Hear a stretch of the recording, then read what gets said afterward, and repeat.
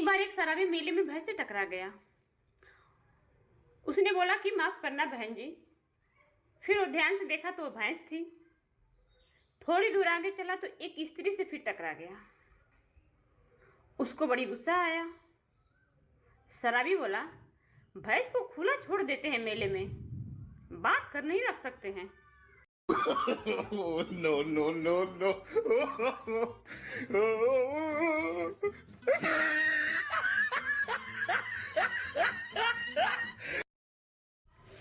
एक भिखारी बोला कि कोई मुझसे पूछ रहा था कि तुम कितना कमा लेते हो, लेकिन मैं एकदम चुप रहा। दूसरा भिखारी बोला कि क्यों क्यों चुप रहे? पहला भिखारी, अरे मुझे शक था कि वो इनकम टैक्स वाला है। No, no, no, no.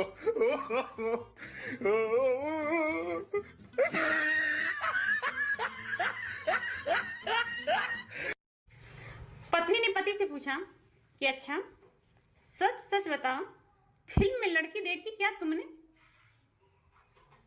क्या कोई भी उसमें से मेरी जैसी सुंदर महिला थी? पति, नहीं प्रिय, फिल्मी दुनिया में ही क्यों, सारी दुनिया में तुमसे सुंदर कोई महिला नहीं हो सकती। पत्नी, ओ हो, कितने अच्छे हो तुम, कितने मधुर हो, कितने वफादार भी। पति, और कितना डरपोक भी हूं ना। No, no, no, no.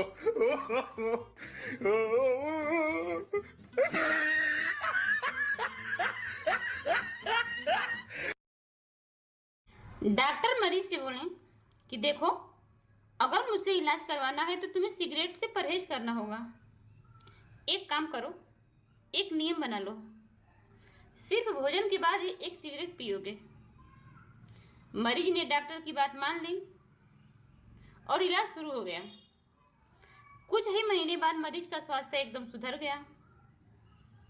Doctor बोला कि देखा, मेरे बताए गए परहेज से तुम्हारा कितना स्वास्थ्य सुधर गया।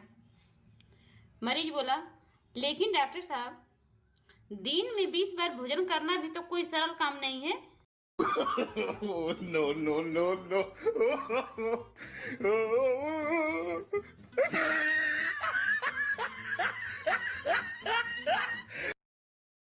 संता रास्ते में जा रहा था, तभी अचानक उसके ऊपर बिजली का तार गिर गया। वह तड़प तड़प के मरने ही वाला था कि उसको याद आ गया कि अरे 2 दिन से तो बिजली ही नहीं है। फिर वह उठा और बोला कि हे भगवान, आपका लाख लाख शुक्र है कि मुझे याद आ गया, नहीं तो मैं तड़प तड़प कर मर ही जाता। No, no, no, no.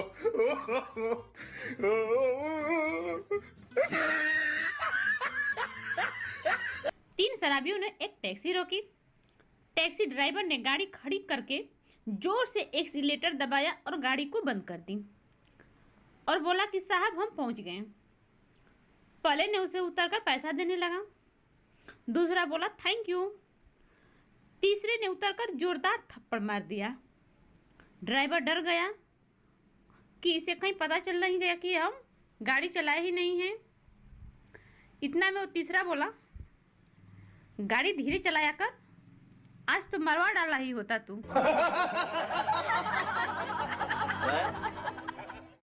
मरते समय पति ने अपनी पत्नी से कहा कि मेरे मर जाने के बाद तुम रमन से शादी कर लेना। पत्नी ने बड़े आश्चर्य से कहा कि रमन से? लेकिन वो तो तुम्हारा सबसे बड़ा दुश्मन है। पति ने कहा, हाँ, मैं उससे बदला लेना चाहता हूँ।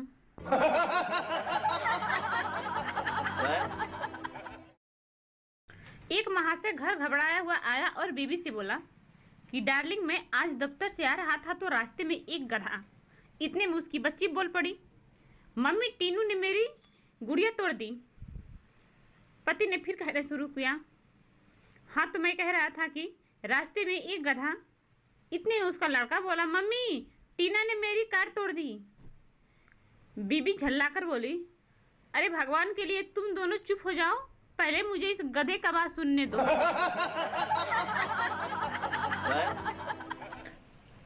अध्यापक, मैं किसी भी छात्र पर एक नज़र डालकर बता सकता हूँ कि वो मेरे बारे में क्या सोच रहा है। इतने में पप्पू बोला, सर जब आपको पता चलता होगा तो बड़ी शर्मिंदगी होती होगी ना आपको।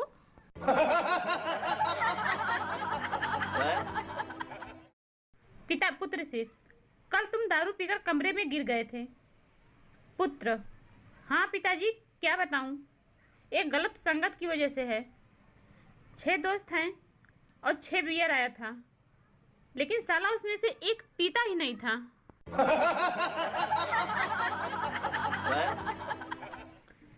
दिल्ली वाले ने उत्तर प्रदेश के लड़के से पूछा, यार ये IPL में तुम्हारी उत्तर प्रदेश की टीम क्यों नहीं खेलती। उत्तर प्रदेश वाला लड़का, अबे सब क्रिकेट खेलेंगे तो सट्टा कौन खेलेगा रे।